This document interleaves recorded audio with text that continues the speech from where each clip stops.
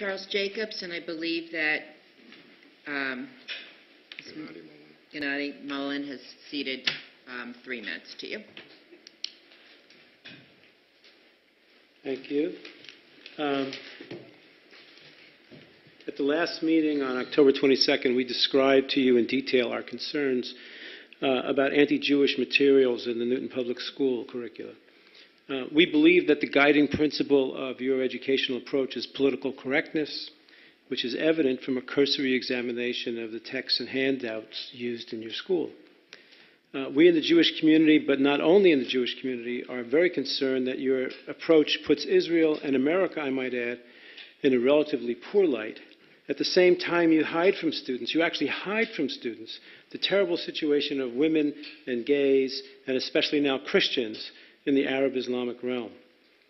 We think you do this, you employ the politically correct approach with good intention because you want the students to help the world be a more peaceful place.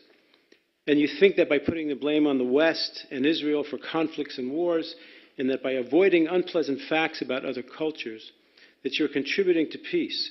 In other words, you specifically and by design choose peace and conflict resolution and harmony over simple truths.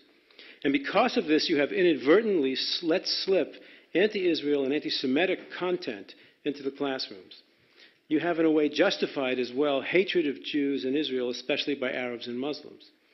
In my presentation I gave you on October 22nd, I gave you multiple concrete examples. Here's a brief overview. You allowed teachers to defame Jews and teach the lies to students, most specifically in an actual handout, taught Newton students that Israelis capture, torture, and kill Arab women. That's what was in the school. You took it out, but that's what was in the school. This, of course, is a racist lie, and you know it, but it was only after vigorous protest that you removed it from the school. It appeared in the Arab World Studies Notebook, a work which is described as propaganda and proselytizing by the very, very, very liberal American Jewish Committee. The chair of your history department told us that she attended a workshop given by the author of this propaganda notebook, Audrey Shabazz. We know a lot about Audrey Shabazz. We were told by David Fleischman, superintendent, that it's a good book. We vetted it. It comes from Harvard. Not only after vigorous protest by the community did you remove the handout from the book. That one handout from the book you removed. You hint, although you did not confirm to us, that the entire Arab World Studies Notebook has been removed. Will anyone on the committee tonight confirm or deny for us that this vicious anti-Israel book has been removed in its entirety? When we said that to lie about the Jews and to tell students that they torture and murder Arab women in Israel, when we said that this is poisonous language, you gave the students about Jews. The chairwoman Claire Sokoloff objected, and she said it was, quote, simply opinions that we don't like. So I'd like to remind you, Claire, that hatred of Jews has been an engine of persecution and mass murder of our people. What else but hatred of Jews could emerge from the mental pictures that Newton students, that Newton teachers put in the heads of Newton students about Jews torturing and killing women? I would hate people who did that, and we all would hate people who did that. And defamation is poison. It's not simply opinions we don't like. So we're tired of you sweeping this under the rug.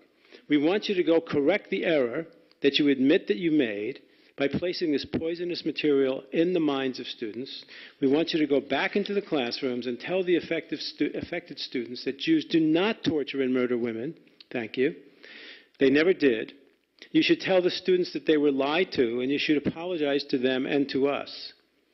I think that the group I speak for will agree that this is an absolute non-negotiable demand on our part. We think the Jewish community of Newton, we think almost everyone in Newton would agree that this is the only right and decent thing for you to do, and it must be done. Further, we want to know if you have removed that poisonous book in its entirety. We want to know what you're teaching the children of Newton.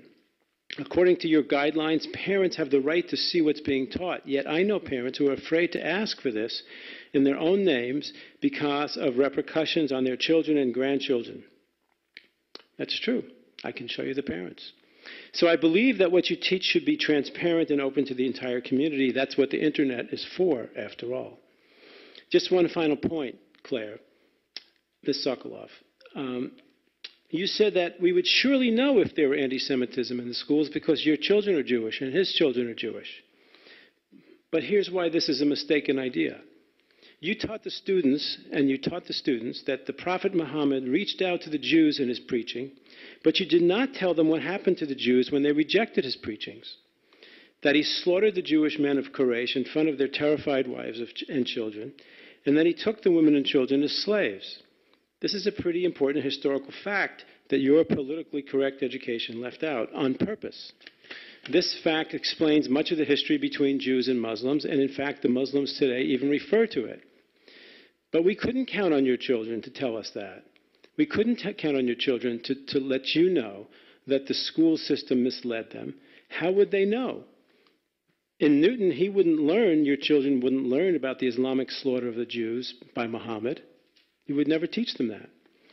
And you, with all due respect, who probably don't know about that either, wouldn't know to protest. But we do, and we will. This is a very serious matter for us. And again, you need to go and tell Newton students that Jews don't torture and kill women. This is Newton. This is not Cambridge or Saudi Arabia. That's it.